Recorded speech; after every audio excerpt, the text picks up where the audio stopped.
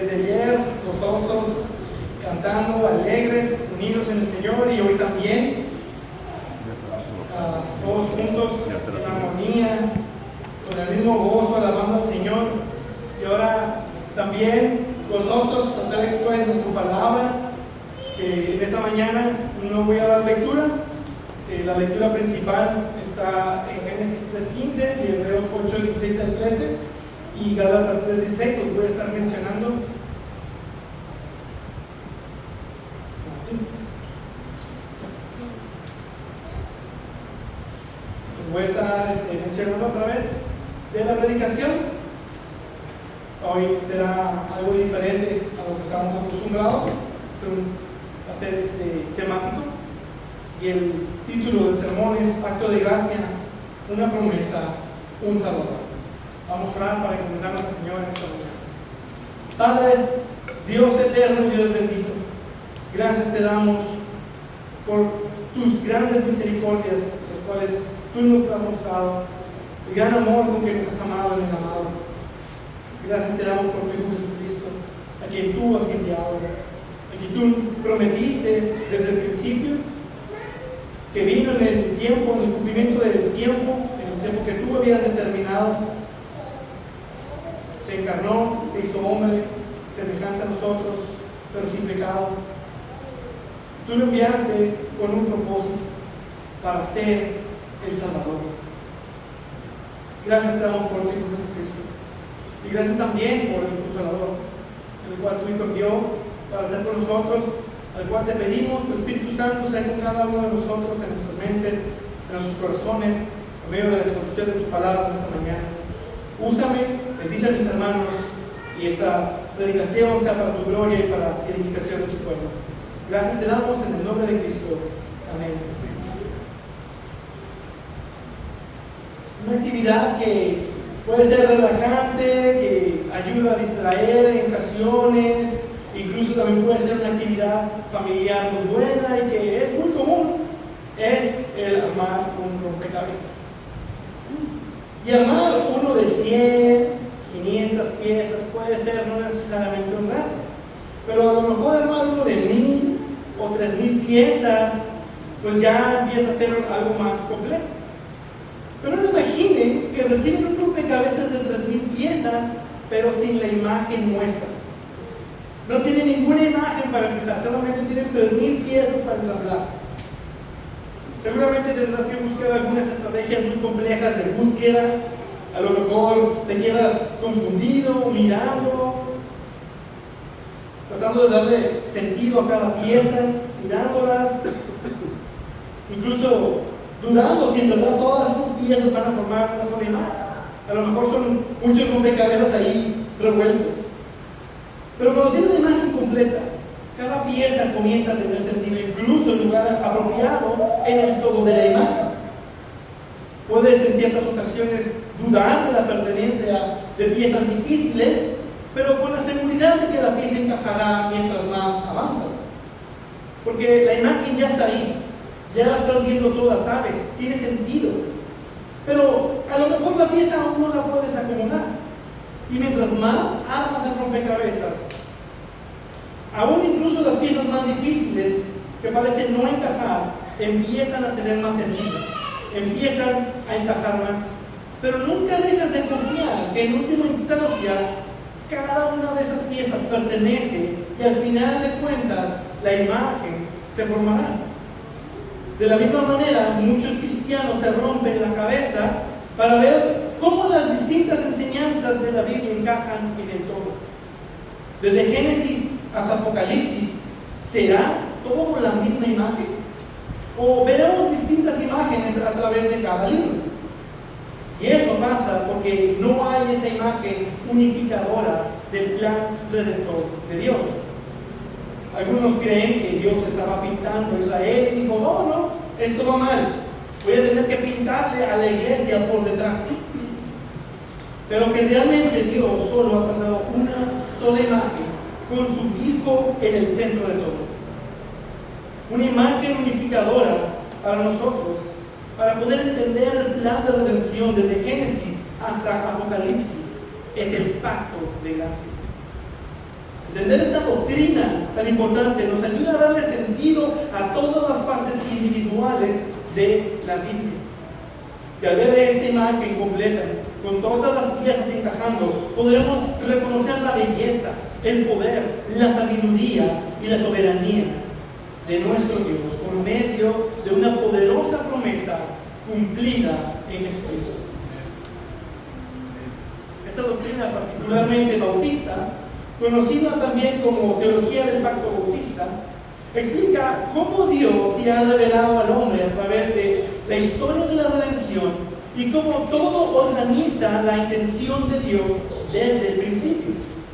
Es decir, que Dios organizó todo desde antes de la fundación del mundo y se reveló por medio de pactos, y cómo todos esos pactos fueron cumplidos en Cristo. Y esa teología del pacto nos enseña la realidad que vemos en las Escrituras de tres pactos primordiales que unen el todo. Primero está el pacto de redención.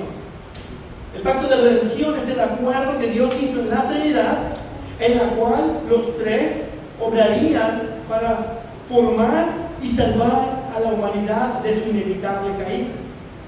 Donde Dios el Padre determina que el Hijo tenga la gloria por medio de elegir un pueblo para su Hijo, y que el Hijo haría toda la obra que el Padre le encomendó y salvaría a todos los que el Padre le daría como pueblo sin perder ninguno.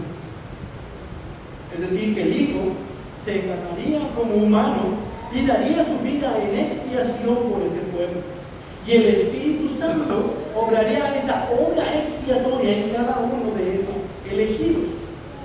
Y se llama pacto eterno porque inició en la eternidad pasada, pero que es cumplido en la eternidad futura, cuando el pueblo de Dios, que Dios le dio a su Hijo Jesucristo, habite con Cristo para siempre, y entonces el Hijo reciba toda la gloria por toda la eternidad. El pacto de obras, el segundo, es el acuerdo entre Dios y el hombre, específicamente Adán en el huerto, en el cual el hombre permanecería en obediencia a la ley de Dios, y Dios bendeciría al hombre y le daría vida. Es decir, que la obediencia era un requisito para la vida eterna. Pero el hombre falló en cumplir ese pacto y entró el pecado en el mundo. Sin embargo, el pacto de obras que Dios estableció con la humanidad no está terminado. Aún se puede ser salvo por una perfecta obediencia, pero el hombre no tiene tal capacidad. Ningún ser humano puede cumplir el pacto de obras para ser salvo, porque en Adán todos pecamos y además todos hemos pecado. Pero si un hombre justo, sin pecado, cumple el pacto de obras, él y todos los que él representa tendrán vida eterna. El pacto de gracia, el tercero, finalmente, es el que estaremos observando el día de hoy. Y esto, aunque es teología avanzada, por así decirlo, no deja también de ser una realidad sencilla en cómo Dios decidió revelarse al hombre, y que tiene una serie de implicaciones importantes para nuestro entendimiento de las Escrituras, así como para nuestro beneficio espiritual. Esta doctrina afecta el sentido del propósito de Dios desde un inicio, su transcurso y hasta el final. En cómo es que todo concluirá. O dicho de otras maneras, eso afecta también la escatología. Pero el énfasis mayor de esta enseñanza es que todo se cumple con el nuevo pacto en Cristo, o también como es conocido como el pacto de gracia. Entonces, observemos el pacto de gracia revelado y explicado como nuestro primer punto. Entonces, el pacto de gracia podemos decir que es el acuerdo en la salvación de pecadores por gracia a través de la obra de Jesucristo. Se revela a través de la historia de la humanidad de una forma progresiva y se cumple con la resurrección y ascensión de Jesucristo. aunque no será evidenciable hasta el fin de los tiempos en que Cristo reine y su pueblo con él. En términos sencillos, el pacto de gracia es el pacto primordial establecido por Dios desde la eternidad pasada, cumplido y establecido en Cristo, que se reveló por medio de varios pactos. En el último de los pactos, ese es el último de los pactos, y que es solamente cumplido en Jesucristo. Ahora, eso es una realidad que vemos en las Escrituras y que lleva a muchos hermanos también a confundirse. Dios siempre ha tratado con la humanidad por medio de pactos, pero eso no quiere decir que esos pactos no fueran planeados o que no tuvieran un propósito superior. Y muchos ven los distintos pactos como dispensaciones o tiempos diferentes en los que Dios actuó de una forma diferente con personas diferentes y como Dios se relacionó de forma diferente con la humanidad. Pero Dios siempre trató con la humanidad de la misma forma. Los distintos pactos solo muestran distintos aspectos del pacto de gracia. Y eso es importante, porque entonces afirma que Dios solo ha tenido un plan desde siempre. No dos planes, no planes emergentes que se le fueron ocurriendo conforme iban ocurriendo las cosas, sino un solo plan bien trazado y ordenado. En 2 de Samuel, capítulo 23, David habla en sus últimas palabras y habla algo relacionado a un hecho mesiánico. Y en el versículo 5 de ese capítulo, David hablando de sí mismo, pero también hablando de Cristo, diciendo: en verdad, ¿no es así mi casa para con Dios? Pues Él ha hecho conmigo un pacto eterno, ordenado en todo y seguro, porque toda mi salvación y todo mi deseo no nos hará ciertamente terminar. Este texto afirma la existencia de un solo pacto eterno, una transacción federal entre el Padre y el Hijo para la redención de su pueblo.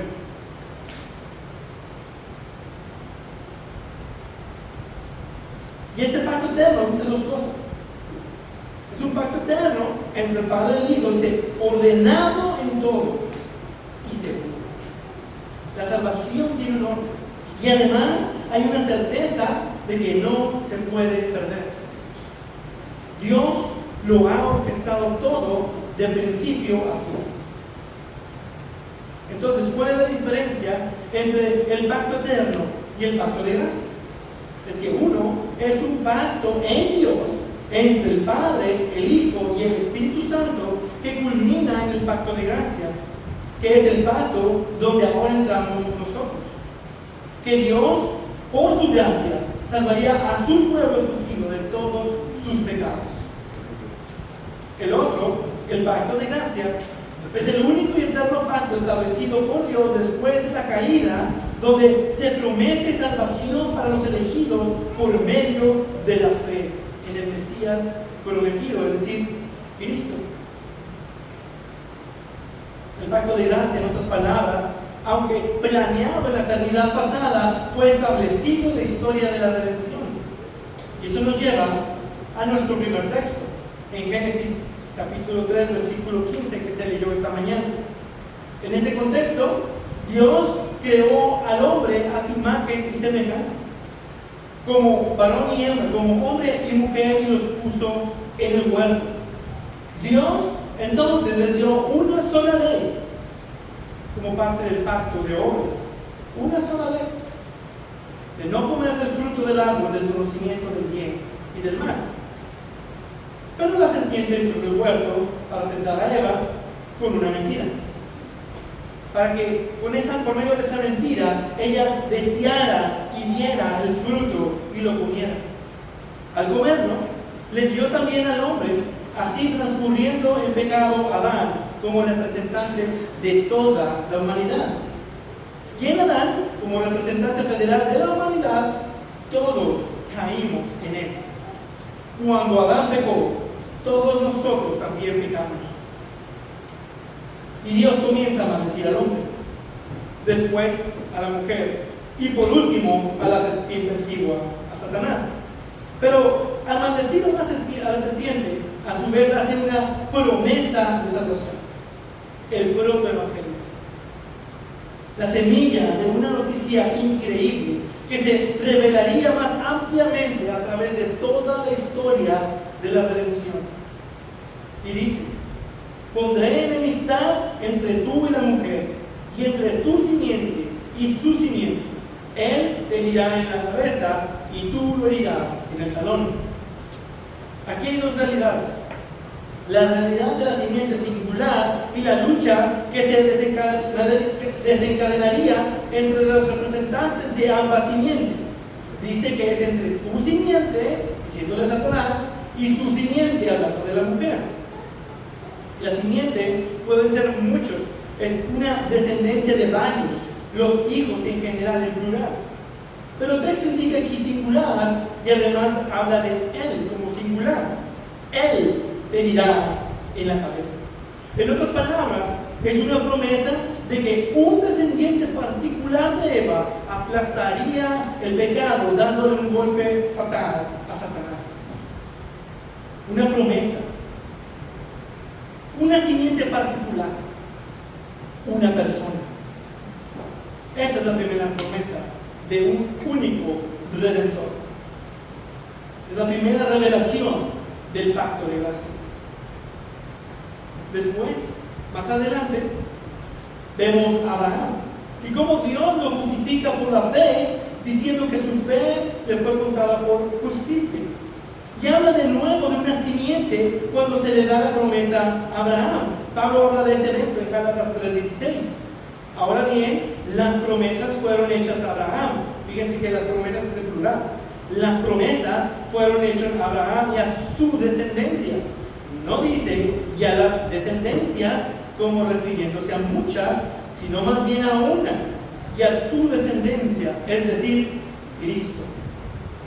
Y sabemos que el Nuevo Testamento nos ayuda a entender el Antiguo Testamento. Pablo está explicando lo que el texto significa. Una sola simiente, Cristo. Y en Génesis capítulo 12 encontramos esa promesa. Y dice: en ti serán benditas todas las familias de la tierra. Es decir, que de la simiente de Abraham llegaría una persona en particular en el cual serían benditas todas las naciones de la tierra. Todas las naciones habría bendición por parte de esta persona. No solo Israel, sino todas las naciones. Si observan la promesa de Génesis 3:15, es hecha para toda la descendencia de Eva. Si observan el patrón desde aquí, es que todos los pactos siempre incluyen, de alguna manera u otra, a todos los seres humanos. Pero luego también el autor de los Hebreos dice sobre un solo pacto. Y el Dios de paz, que resucitó de entre los muertos a Jesús nuestro Señor, el gran pastor de las ovejas, mediante la sangre del pacto eterno. No dice de los pactos, dice del pacto eterno. Hebreos capítulo 13, versículo 20. Nuevamente, el pacto eterno de Dios, cumplido en el pacto de gracia por la sangre de Jesucristo como expiación por nuestros pecados. Un solo pacto asegurado por la sangre del perfecto Cordero de Dios. Podemos ver entonces que desde Adán en adelante Dios progresivamente reveló su plan de salvación en forma de un pacto, pero siempre apuntando a Cristo y la salvación por la fe de todas las naciones. Hebreos capítulo 8, versículos del 6 al 13 también nos afirma que Cristo es el mediador de un mejor pacto, ya no por el pacto de obras, sino por el pacto en Cristo en la gracia. Lucas capítulo 22, cuando el Señor Jesús establece la cena, dice: esta copa es el nuevo pacto en mi sangre que es derramada por ustedes. El nuevo pacto es el pacto de gracia cumplido. Y esta verdad nos ayuda a ver las Escrituras como una historia cohesiva, con sentido y con propósito, como una sola historia de redención, un solo plan de Dios para la salvación de pecadores. No una serie de leyes fragmentadas o historias casuales que fueron coincidiendo o bendiciones desconectadas, pactos distintos con diferentes personas sin intención, sino con una sola línea que va desde el principio hasta el fin. El plan soberano de Dios. Y a su vez nos ayuda a ver lo unilateral del pacto. Es Dios quien establece ese pacto. No hay requisitos para el hombre. No hay nada que tú puedas hacer o debas hacer.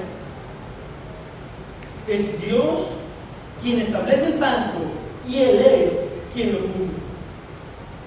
Es un pacto que está centrado en la persona de Cristo como la simiente prometida y que se aplica a todo aquel que cree por medio de la fe y no por obras. Ese es el maravilloso pacto de gracia revelado en Cristo y cumplido en Cristo. Pero ahora, ¿cómo es que podemos ver este pacto a través de la historia de la redención? Segundo punto.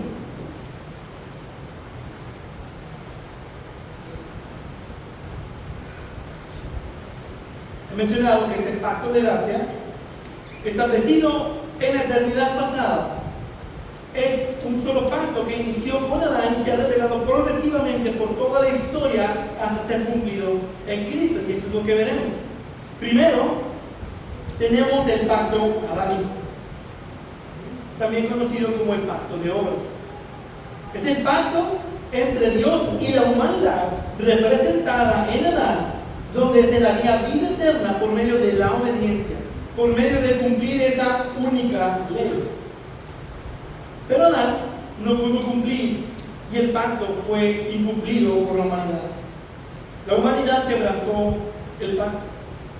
Pero ahora en Cristo, quien cumplió el pacto de obras, en representación de su pueblo, nosotros también hemos cumplido el pacto de obras. Este pacto de obras fue establecido para que solo Cristo, quien cumpliría este pacto a nuestro favor, recibiera toda la gloria y no la humanidad. Después, como ya observamos, tenemos entonces la primera revelación de esta maravillosa promesa. En Génesis 3:15 se menciona esta promesa de un solo Salvador. Y es, por supuesto, para toda la humanidad. Dice que es para toda la descendencia de Eva. Esa promesa está cumplida en Cristo, quien aplastó la cabeza de la serpiente, que es el pecado, venciendo a Satanás y el pecado con un solo golpe. Y por esta promesa es que comenzamos a ver los demás pactos. Luego tenemos en Génesis 9, Dios hace otro pacto con Noé, donde Dios promete no destruir la tierra con agua de nuevo. Y hasta ahí pudiera parecer que no hay ninguna conexión. Fíjense lo que dice. Entonces Dios habló a Noé y a sus hijos que estaban con él y les dijo: miren, yo establezco mi pacto con ustedes y con su descendencia después de ustedes y con todo ser viviente que está con ustedes, aves, ganados y todos los animales de la tierra que están con ustedes, todos los que han salido del arca, todos los animales de la tierra. Yo establezco mi pacto con ustedes y nunca más volverá a ser exterminada toda carne por las aguas del diluvio, ni habrá más diluvio para destruir la tierra. Génesis 9, versículos 8 y 11. Esto es de beneficio para toda la humanidad, donde Dios limita su juicio por un tiempo para no destruir a la humanidad.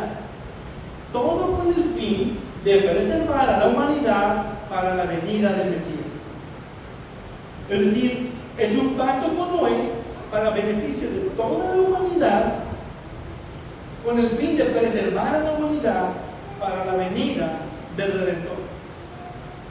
Si recordamos el acto que acababa de suceder anteriormente, el diluvio, el juicio de Dios a todas las naciones, o más bien a todo el mundo que estaba en ese tiempo.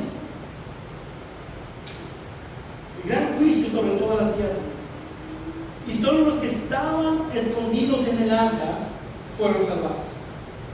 De la misma manera, el día del juicio final vendrá sobre la humanidad, y solo aquellos que están escondidos en Cristo serán salvos de la ira venidera.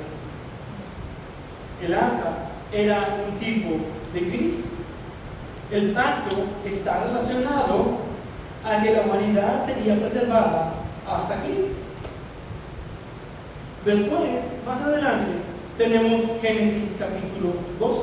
Como ya observamos, el que sigue es Abraham, con el pacto abrahámico, donde Dios hace un pacto con Abraham por el cual se le promete una nación, una tierra y bendición a todas las naciones. Físicamente es referencia a la nación de Israel y a la tierra de Canaán. Pero Pablo dice que esto habla también espiritualmente, una promesa para todos aquellos que son de la fe de Abraham.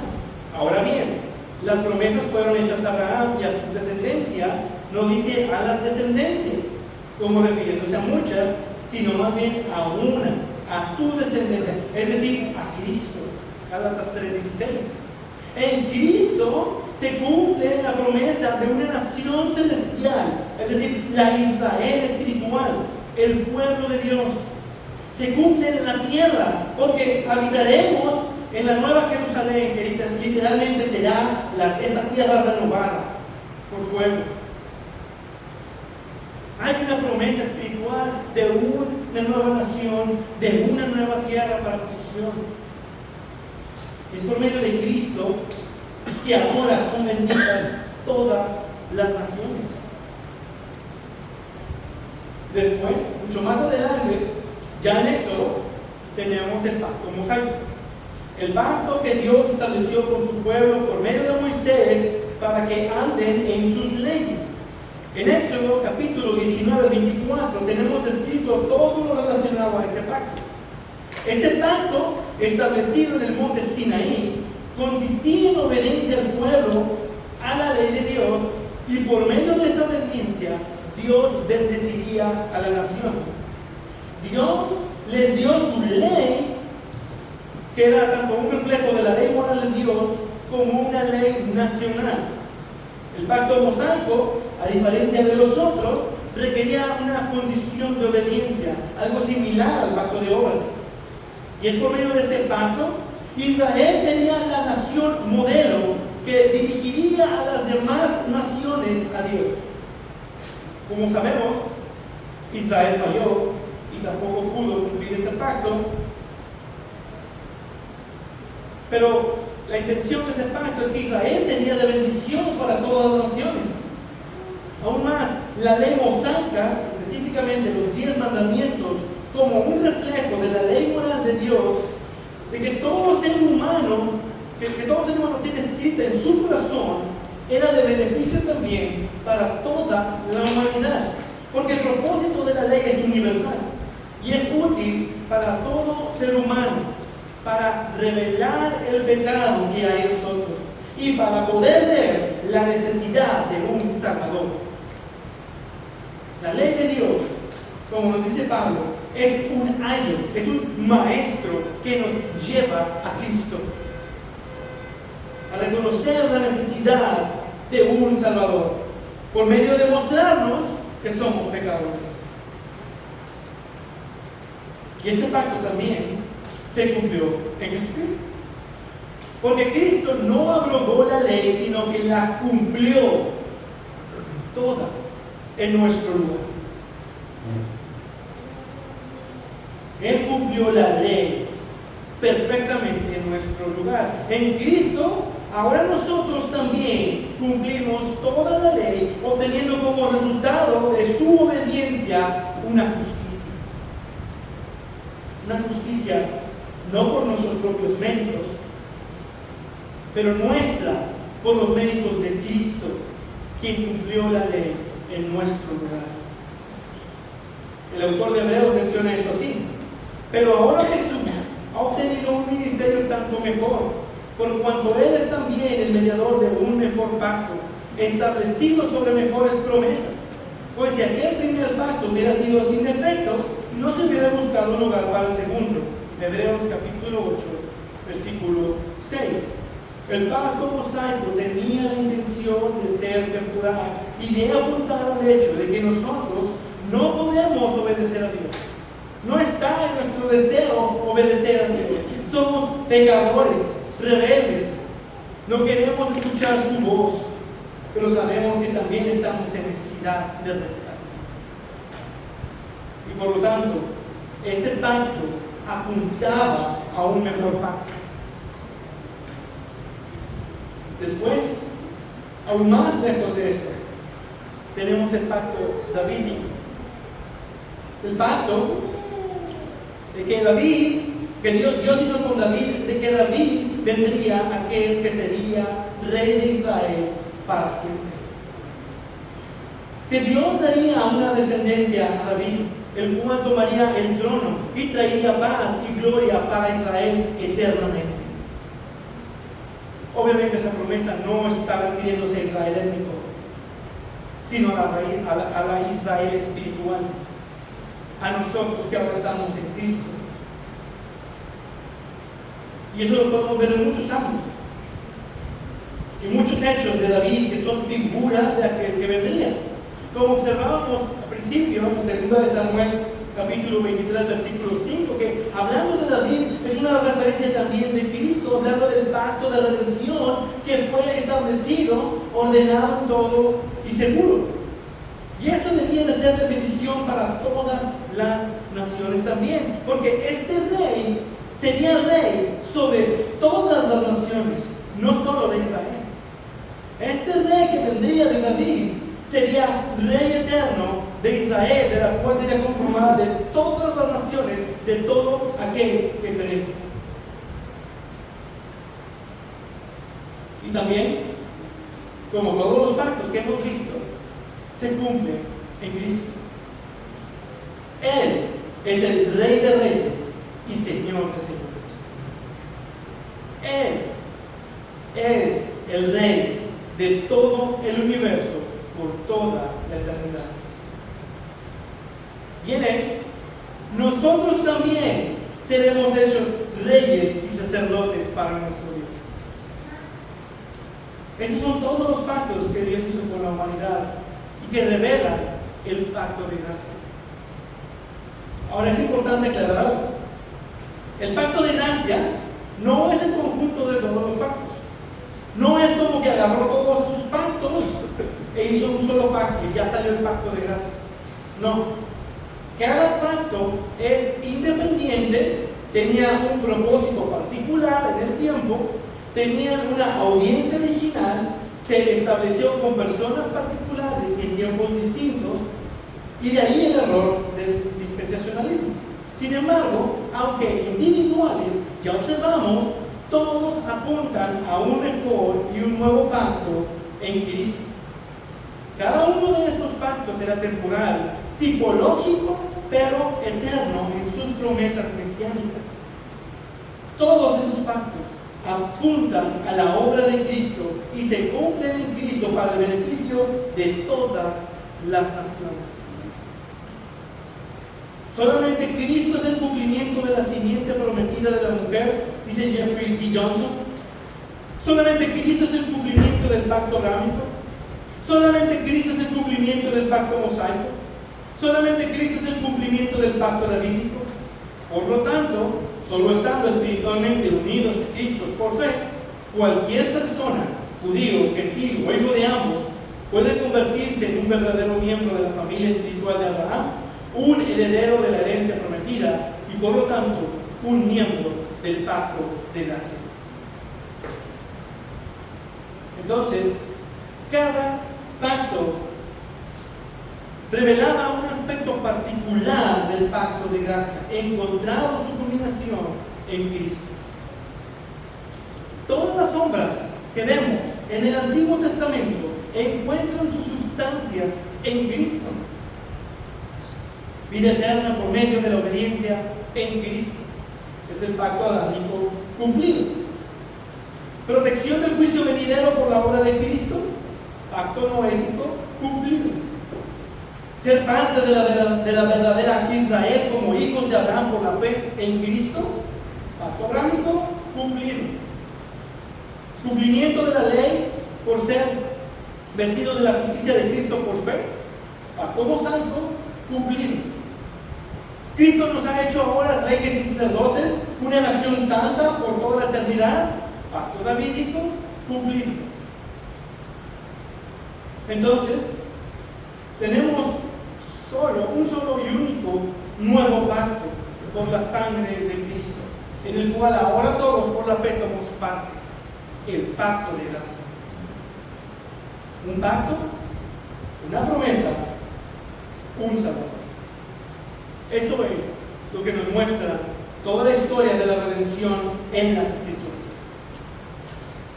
Ahora, como último punto, habiendo establecido la realidad del pacto de gracia, incluso a través de toda la historia de la redención, quiero que consideremos ahora unas implicaciones doctrinales y prácticas de por qué esta doctrina.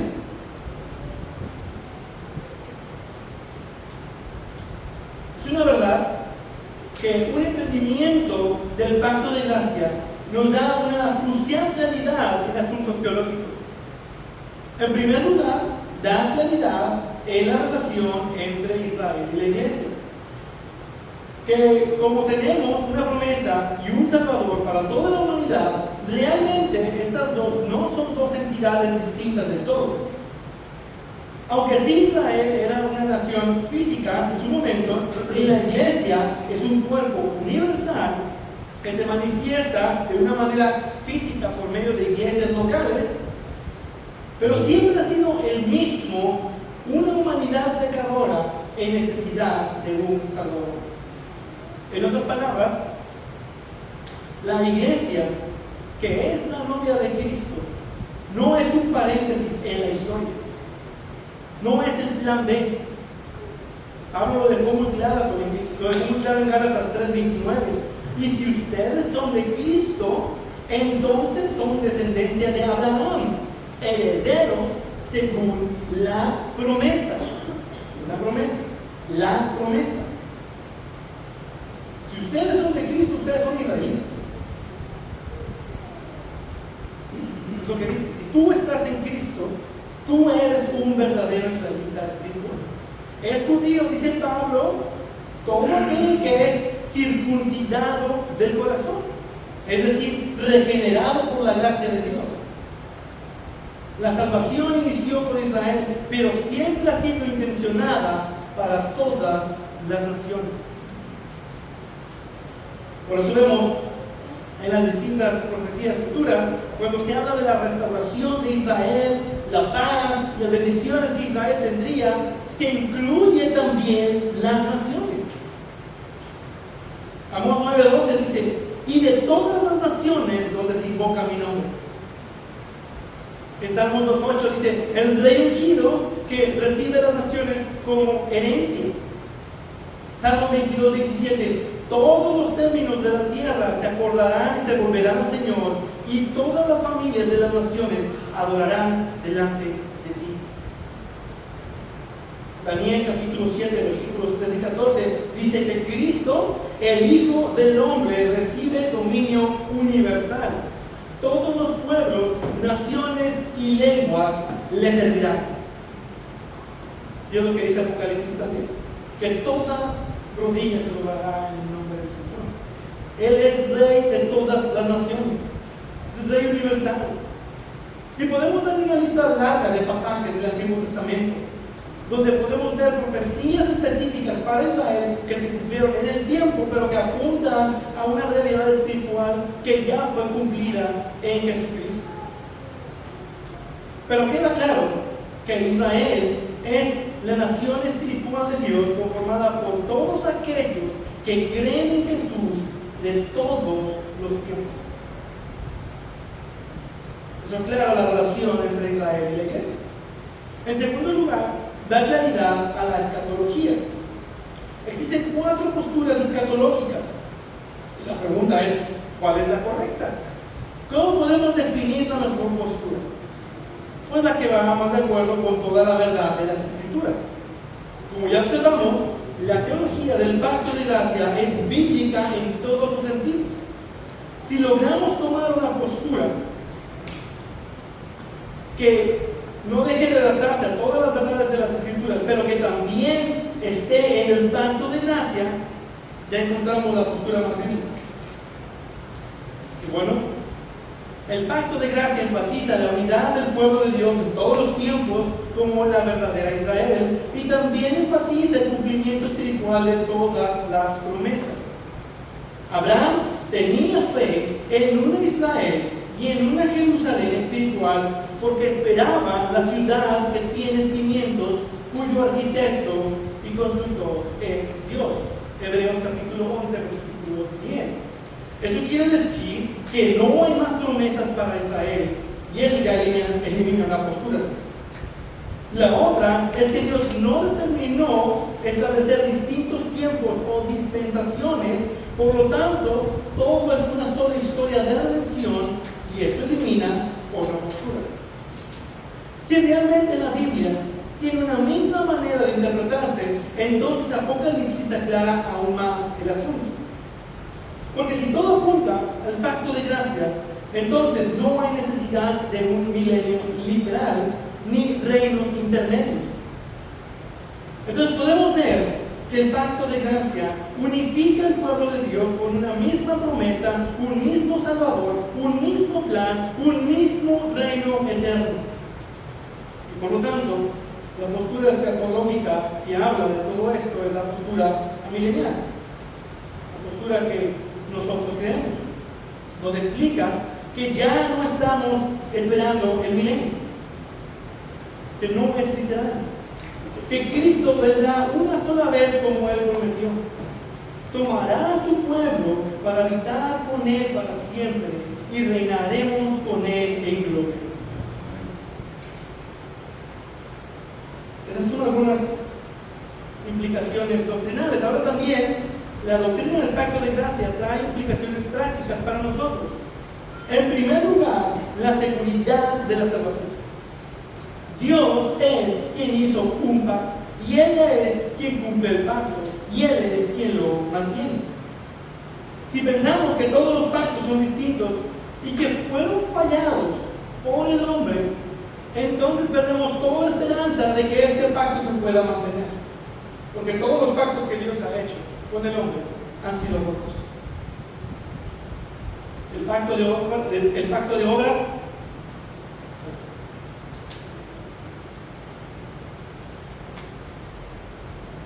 obras fue roto por Adán. El pacto mosaico fue roto por Israel. Israel no pudo cumplir el pacto. Si dependiera de nosotros, no pudiéramos cumplir los pactos de Dios. Pero Dios hizo pactos en distintos tiempos para revelar un mejor pacto, el pacto de gracia, que Él cumple, en el cual cumplió todos los pactos anteriores. ¡Oh, qué gran esperanza! ¡Qué gran esperanza! Que nuestro Dios, que hizo los pactos, Él mismo los cumple. Y además, qué gran seguridad de que aun cuando nosotros fallemos, Dios no fallará, porque Él es fiel a sus pactos. Él cumple sus pactos. Es una certeza de salvación. El que cree tiene vida eterna. Una hermosa esperanza que podemos tener por medio de este pacto. Pablo dice: estoy convencido precisamente de esto, que el que comenzó en ustedes la buena obra, la perfeccionará hasta el día de Jesús. Filipenses 1:6. No dice que a lo mejor la va a terminar, o si tú quieres pudiera acabarse la obra, o si tú perseveras en... No, Él la comenzó, Él la va a terminar. Esa esperanza tan segura afecta prácticamente cómo yo vivo la fe en medio de cualquier situación. En segundo lugar, hay una unión en el cuerpo de Cristo. No hay un pueblo A y un pueblo B. No judío ni gentil. Todos los cristianos en todo el mundo, de todos los tiempos, en todos los lugares, somos la iglesia, la verdadera Israel de Dios, el cuerpo de Cristo, su novia ataviada para el día de Jesucristo. Porque Él mismo es nuestra paz, y de ambos pueblos hizo uno, derribando la pared intermedia de separación, poniendo fin a la enemistad en su carne. La ley de los mandamientos expresados en ordenanzas, para crear en Él mismo de los dos un nuevo hombre, estableciendo así la paz, y para reconciliar con Dios a los dos en un cuerpo por medio de la cruz, habiendo dado muerte en ella a la enemistad. Y vino y anunció paz a ustedes que estaban lejos, y paz a los que estaban cerca. Porque por medio de Cristo los unos y los otros tenemos nuestra entrada al Padre en un mismo Espíritu. Efesios capítulo 2, versículos 14 al 18. Los que estaban cerca son los judíos, aquellos que estaban lejos son los gentiles. Dios los agarró y hizo uno solo en Jesucristo. Todos los creyentes en Cristo son uno solo. Esa realidad afecta prácticamente cómo vivo la fe en relación a cualquier persona. ¿Está lugar? Este pacto de gracia es aún más motivante para la santidad. La gracia de Dios nos lleva a una gozosa obediencia. Porque la gracia de Dios se ha manifestado, trayendo salvación a todos los hombres, enseñándonos que, negando la impiedad y los deseos mundanos, vivamos en este mundo sobria, justa y piadosamente, aguardando la esperanza bienaventurada y la manifestación de la gloria de nuestro gran Dios y Salvador, Jesucristo. Por tanto, hermanos, les ruego por la misericordia de Dios que presenten sus cuerpos como sacrificio vivo y santo, aceptable a Dios, que es el culto racional de ustedes. Romanos 12, 1. Recibir lo que no merecemos nos hace estar con constante gratitud. Esa gratitud afecta prácticamente cómo vivo la fe en mi obediencia a Dios. Y es lo que hace el pacto de gracia. Nos hace vivir en agradecimiento, en obediencia a Dios.